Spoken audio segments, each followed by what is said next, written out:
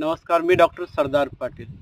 आज आपण साखरपा आंबा महामार्गाचं जे विस्तारीकरण चाललेलं आहे तर त्या ठिकाणी मुरसी या ठिकाणी आहोत आणि या ठिकाणी आपण विदारणाचे वेगवेगळे प्रकार आपल्याला निश्चितपणे अभ्यासता येतील। विदारणामध्ये पापुद्रे विदारण हा एक विदारणाचा प्रकार असतो आणि आपण या खडक प्रकाराकडे पाहिल्यानंतर आपल्या एक लक्षात येईल की या ठिकाणी पापुद्र्याप्रमाणे खडकाचे हे जे भाग आहेत हे भाग निघत चाललेले आहेत आणि हे एक उत्तम असं पापुद्रा विदारणाचं एक उदाहरण आहे असं मी म्हणेन।